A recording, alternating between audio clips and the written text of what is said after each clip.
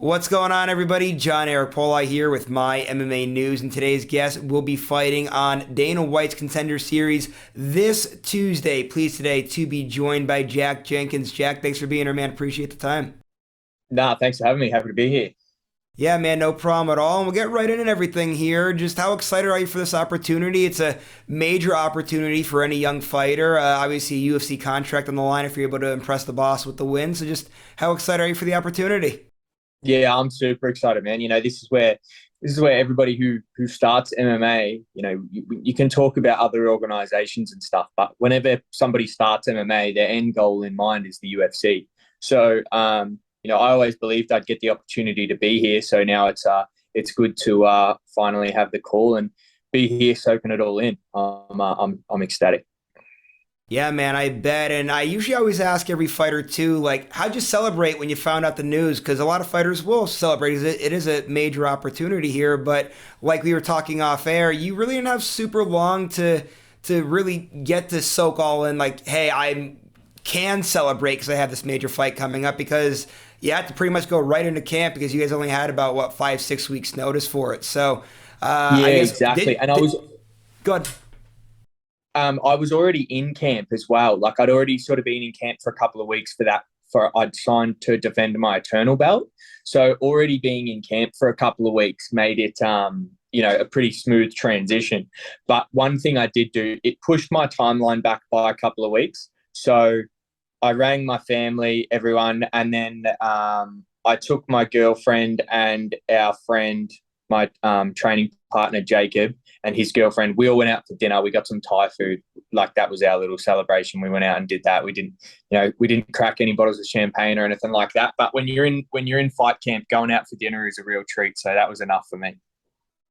Yeah, I say get a nice meal in there before you start the diet and all the strict stuff that goes into it. And you had mentioned, right? So you are the internal MMA champion. So I know everybody that's probably going to watch this from Australia is familiar with it. For anyone in the United States that might not be familiar with it, so Casey O'Neill, who's in the UFC right now, ranked in the flyweight division, her father Cam actually runs that promotion, puts on a great job over there in Australia. So it really is one of the premier organizations over there in Australia. You're the champion of it.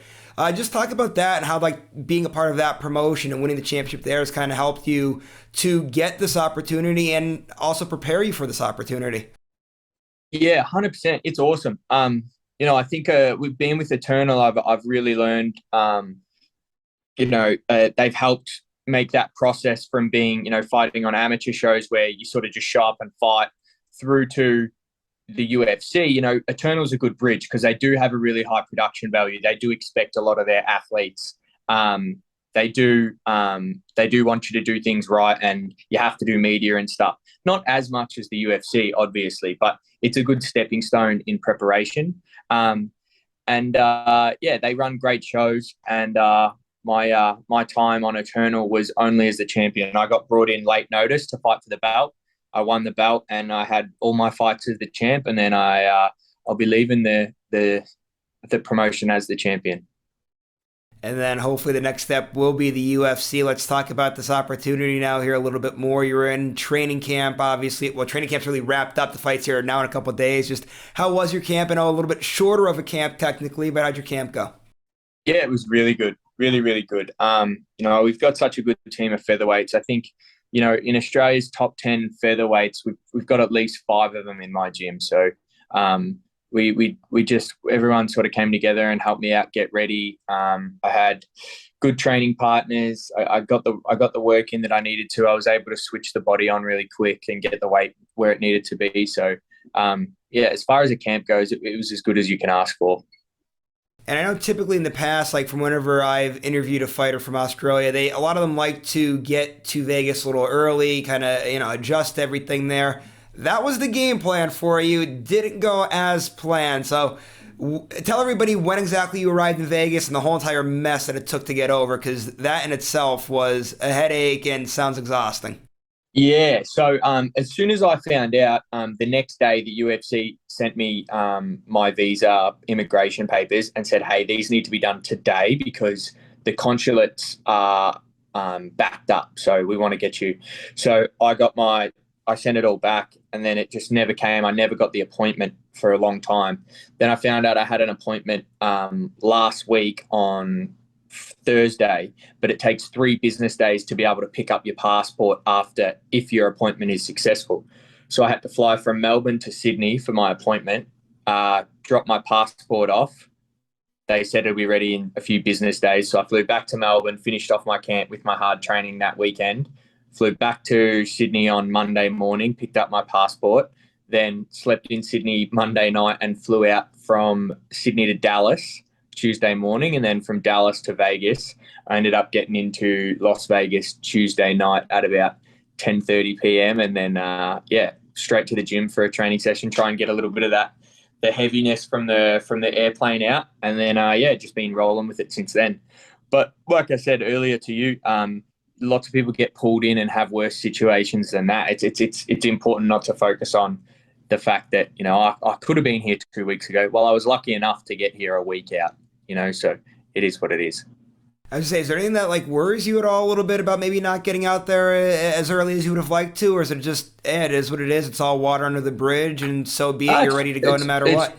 I'm the kind of person, I don't worry about a lot that I can't control. That's just, I've always been like that, and that's not to do with fighting. That's just who I am. I don't really sweat the small stuff. So there's no point me sitting here going, fuck, I wish I could have been out here a week ago, which would have been nice. I like it out here. It's cool. But it is what it is. I'm happy to have been here for a week. It's really cool. My weight's good. I feel good. My sleep's been good. So I can't complain at all. So now I've been to Vegas a few times. You were just on vacation. You did 2 things that I've never experienced, though. I never went for a run in the desert. I've gone for walks around Vegas, but never actually went for a run through the desert. And you got to eat you went and got from Whole Foods. You went to the supermarket to get groceries and all that type of stuff. Never had a Whole Foods experience, actually, either. And I've heard Whole Foods is great. So just talk about those 2 experiences, because a lot of people can't say they've ever done either one of them. Mate, you've never been to Whole Foods? No, there's none close by to me. You live in America, wow. Yeah, I'm in Pennsylvania, and I'm sure there are some somewhere in Pennsylvania, but the part that I'm in, there's none. I mean, we have Wegmans, which is a pretty big supermarket brand a lot of people like, but never did the Whole Foods thing. Yeah, well, me and my brother and my training partner who were in there shopping, we just were looking around. And for an athlete, like for us, you look around that supermarket and you're like, you just wouldn't go anywhere else. Like, it's unreal.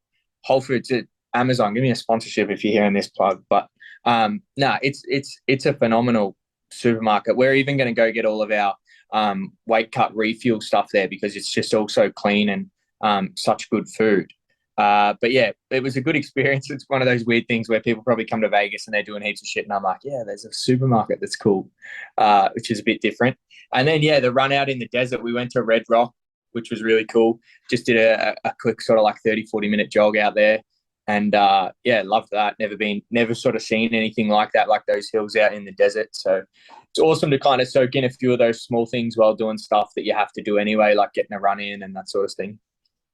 I say Red Rock is beautiful. I drove through it, but again, never ran through it. And Whole Foods is definitely on the bucket list. I've heard a lot of great things about Whole Foods. I'm definitely going to check out at some point, because obviously I have the luxury of being here in America. I'm sure I'll come across one at some juncture. But anyway, let's get back into the fight stuff here. Let's talk about your opponent a little bit now. Just what have you seen out of him, and what are you preparing for on fight night? Look, I think Freddie's a good boxer, and he's really tough. He's got a good chin, gets hit a fair bit, but nothing seems to faze him. He just keeps coming forward. I've just been sort of crisping up parts of my game, making sure my hands are nice and tight, making sure my head movement's on point, and just trying to find the holes, count his rhythm a little bit. That's what I'll be trying to do early.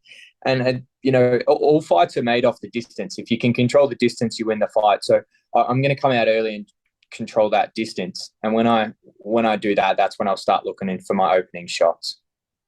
and I want to get your thoughts on a few upcoming matchups here. One of which is going to be on your card on the Contender series, as we've been telling everybody, right? Kind of got a little bit late for you guys, only that 6-week kind of mark, but there's been one fight that's been booked for a real long time on this one. It's been Bo Nickel, of course. Bo Nickel's big here in the United States because of what he accomplished in the wrestling world. I'm not sure if you're really too familiar with him or not from being from Australia or not, but I just want to get your thoughts on Bo's matchup Nickel and all that. I keep my finger on the pulse with a lot of stuff, like international fights. Like I'm fairly aware of like who's moving up and close to a contract around, like Sam Patterson, who's fighting on our card.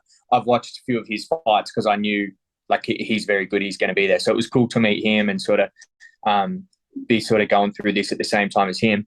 And Bo Nickel, that'd be really cool. I hope I see him around the hotel somewhere and get to meet him and say what's up, because, you know, as a wrestling guy, like I'm a huge fan of his stuff in the wrestling world, and it'd be awesome to see him translated over to MMA and to get in. You know, what's he, 2-0 fighting on Contender, and he's already had one fight on Contender, so there's not many people that have that kind of record. So yeah, it'd be cool. Hopefully get to see him, and I imagine he'll get a contract if he wins again, so good on him.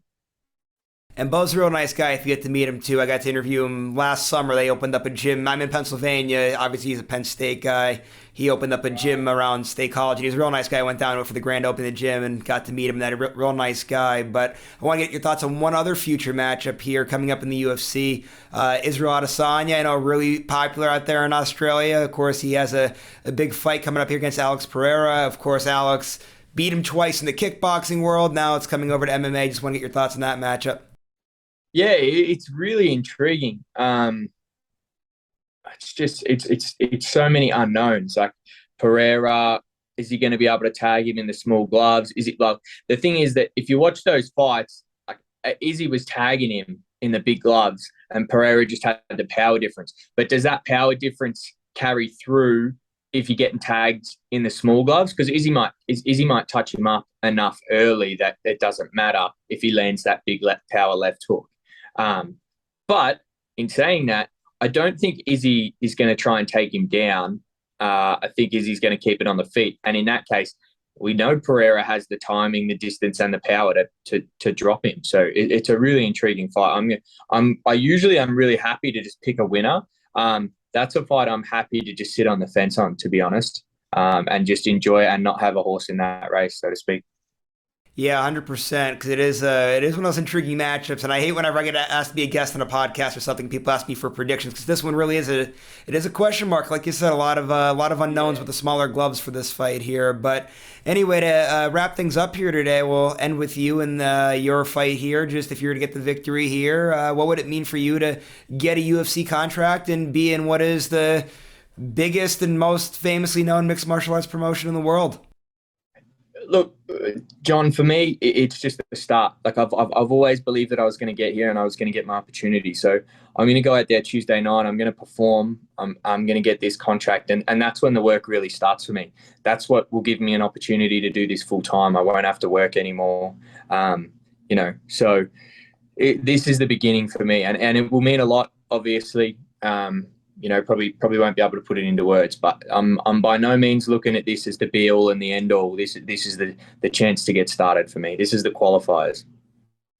Awesome, man. Well, best of luck with the opportunity here. I'll be watching on Tuesday. I'll be having the coverage for MyMMANews, and best of luck. It's a great opportunity for you. And again, thanks so much for the time here today. One last thing though before you roll out.